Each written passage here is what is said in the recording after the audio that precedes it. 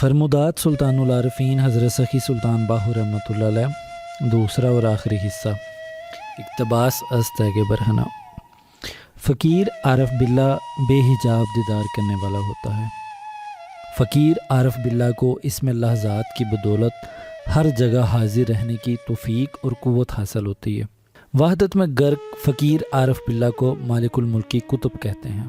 جب تک فقیر کامل اور عالم باللہ ظاہر و باطن میں توجہ نہ کرے، کوئی بھی دینی اور دنیاوی مہم ہرگز انجام نہیں پا سکتی۔ بادشاہ کی بادشاہی بھی فقراء کی بخشش اور خیرات ہے۔ فنا فی اللہ فقیر جو ہمیشہ اللہ کے ساتھ مستغرق رہتا ہے، اگرچہ ظاہر میں عوام کے ساتھ ہم سخن ہو، لیکن باطن میں وہ حضور حق میں مشغول اور معرفت میں کامل ہوتا ہے۔ طالب کو ایسی آنکھ یعنی بصیرت حاصل ہونی چاہیے جو فقیر کو ادراک قلبی سے پہچان سکے، کیونکہ فقیر امر الہی کی بدولت ہر ملک پر غالب ہوتا ہے۔ فنا فی اللہ فقیر اپنے ہاتھوں میں تلوار کو اس طرح پکڑتا ہے کہ ہاتھ میں لیتے ہی نفس کو قتل کر دیتا ہے۔ عارفین اولیاء کو یہ مراتب حاصل ہوتے ہیں کہ وہ نفس کو ہوا و ہوس اور بد خصائل سے روکے رکھتے ہیں۔ اللہ تعالیٰ ارشاد فرماتا ہے سورہ نازعات کی آیت نمبر 40 اور 41 میں، جس نے اپنے نفس کو خواہشات سے روکا بس اس کا ٹھکانہ جنت ماوا ہے۔ کوئی بھی عارف باللہ ولی اللہ جاہل نہیں ہوتا۔ عارف باللہ علم باطن کی قوت سے ایک ہی نظر میں علماء کے سینہ سے یک بارگی تمام علم اس طرح سلب کر سکتا ہے کہ انہیں ایک حرف بھی یاد نہیں رہتا، نہ وہ کوئی لفظ پہچان پاتے ہیں اور نہ ہی پڑھ پاتے ہیں۔ فقیر دونوں جہان پر غالب اور روشن ضمیر اولی الامر ہوتا ہے۔ فقیر کی شناخت اس میں لحظات کے تصور، تصرف، تفکر اور توجہ کے بغیر ناممکن ہے۔ فقیر ولی اللہ کو علم سینہ بسینہ، نظر بنظر، علم توحید بتوحید، توجہ بتوجہ اور علم عین العیان حاصل ہوتا ہے۔ فقیر ولی اللہ تلمیذ الرحمن ہوتا ہے، جس کی بدولت وہ نفس پر غالب اور شیطان کا مخالف ہوتا ہے۔ فقیر بغیر ریاضت کے خزائن الہی بخشتا ہے اور ایک ہی نظر میں طالب کو لامکان میں پہنچا دیتا ہے۔ اگرچہ فقیر کو مرتبہ ولایت یا مرتبہ غوث یا مرتبہ قطب یا پھر مرتبہ ابدال یا مرتبہ دنیا یا مرتبہ عقبہ دے دیا جائے، وہ ان تمام کمتر اور ناسوتی مراتب کی طرف دیکھنا بھی گوارا نہیں کرتا۔ فقیر کا نفس مردہ اور قلب زندہ ہوتا ہے، جو نیند میں بھی بیدار اور دیدار الہی سے مشرف رہتا ہے۔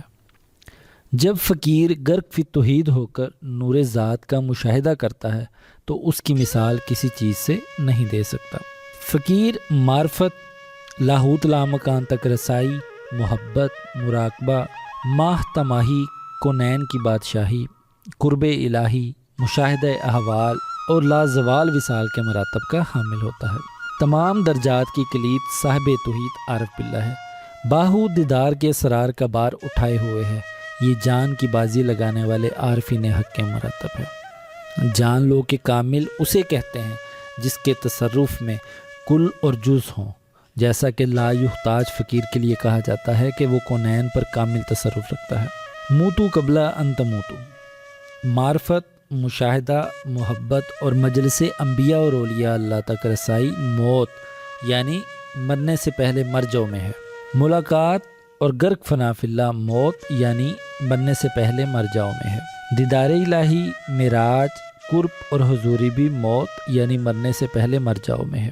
جب تک طالب موتو قبل ان تموتو یعنی مرنے سے پہلے مر جاؤ کے مراتب تک نہیں پہنچتا، اسرار الہی کا محرم نہیں ہو سکتا اور نہ ہی اللہ کی معرفت اور قرب حاصل کر کے واصل ہو سکتا ہے۔ طالب مولا، ہزاروں میں سے کوئی ایک ہی طالب مولا ہوتا ہے جو مرشد کا دلدار اور حضور حق کے لائق ہوتا ہے۔ جو طالب اللہ کی معرفت اور وصال کا خواہش مند ہو، اسے چاہیے کہ اپنا تمام مال و دولت قربان کر دے۔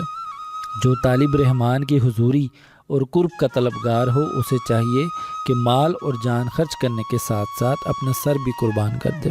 وہی طالب عاشق ہوتا ہے جو اپنی جان اور سر قربان کر دے۔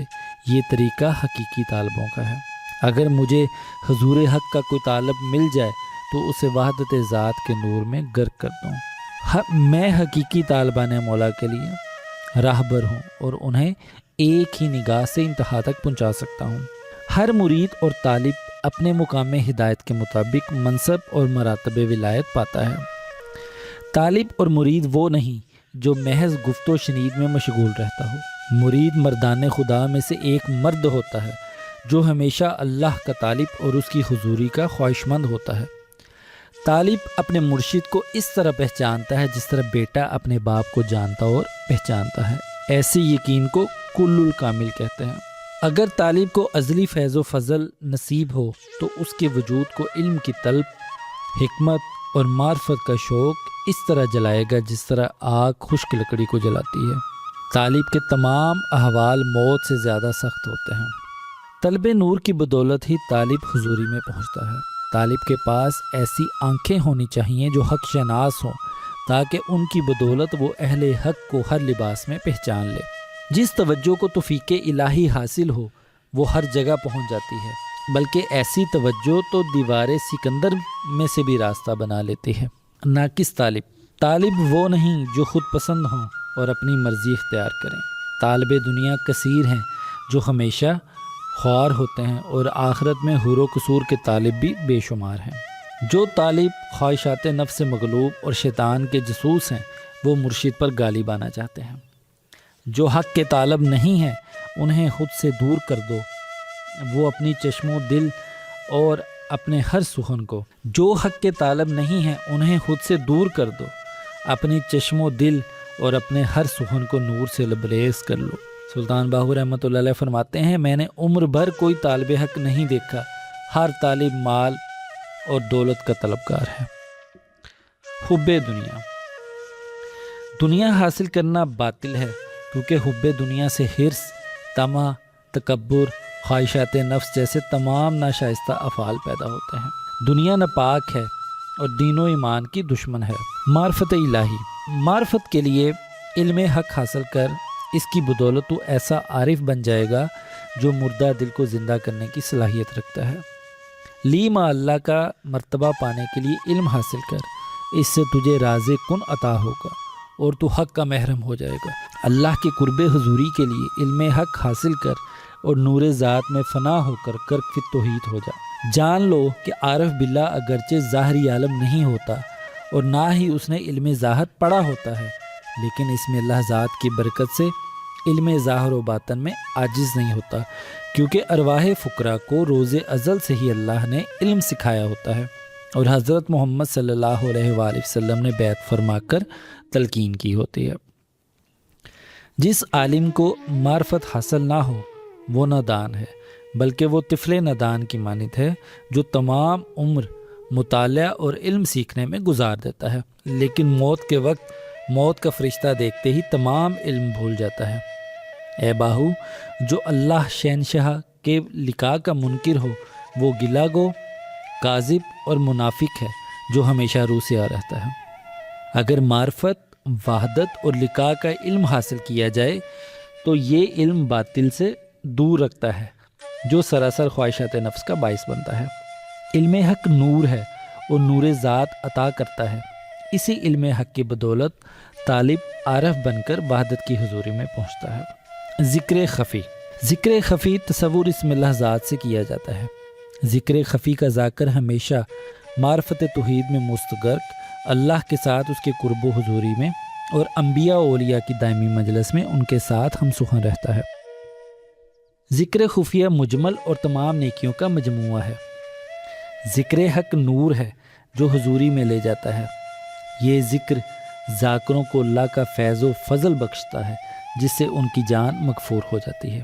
خواہ تو ذکر کی بدولت تجلیات کا مشاہدہ کر لے اور فکر کی بدولت فنا ہو جائے، لیکن اگر تو توحید سے دور ہے تو تیرے سر پر خاک، کیونکہ ابھی تک تو خواہشات نفس کا اسیر ہے۔ عشق حقیقی، عشق میں دعویٰ کرنے والے جھوٹے ہیں، عاشق بے شمار ہیں، لیکن جانثار اور صادق عاشق ہزاروں میں سے کوئی ایک ہی ہوتا ہے۔ تصور اس طریقے سے توفیق اور تحقیق بخشتا ہے کہ تصور کے ساتھ ساتھ بذریعہ تفکر مشق مرکوم وجودیہ حی و قیوم کرنے سے کل و جز مقامات ذات و صفات واضح طور پر معلوم ہو جاتے ہیں۔ نفس، جان لو کہ نفس روح مقدس کا دشمن ہے اور روح نفس کے ہاتھوں پریشان رہتی ہے۔ شیطان قلب کا دشمن ہے، قلب معرفت الہی اور نور توحید کا منبع ہے۔ آخر میں تیغ برہنہ سے متفرق اقوال۔ مجھے اپنے پیر طریقت کی نصیحت یاد ہے کہ اللہ کی یاد کے سوا ہر شے برباد ہونے والی ہے۔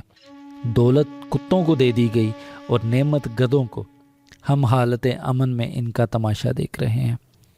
میری نظر دولت اور کیمیا گری پر نہیں ہوتی، بلکہ میں طالب کو غرق فی توحید کر کے اللہ سے ملا دیتا ہوں۔ قلب گوشت کا لوتھڑا نہیں بلکہ توحید الہی کا سمندر ہے۔ اللہ کے قرب اور نور ذات کی حضوری کی بدولت چشم دل کھل جاتی ہے اور طالب روشن ضمیر ہو جاتا ہے۔ اے جان عزیز، جاننا چاہیے کہ اللہ تعالیٰ فیض و فضل اور لطف و کرم سے اپنے جس طالب کو حضرت محمد صلی اللہ علیہ وآلہ وسلم کی حضوری سے نوازنا چاہے، وہ طالب حضور علیہ الصلوۃ والسلام کی حضوری سے مشرف ہو جاتا ہے۔ طالب توحید میں غرق ہو کر تحقیق کی آنکھوں سے حقیقت کی معرفت حاصل کر لیتا ہے اور فنا فی اللہ ہو جاتا ہے۔ اللہ کے قرب اور حضوری میں استقامت اہمیت کی حامل ہے۔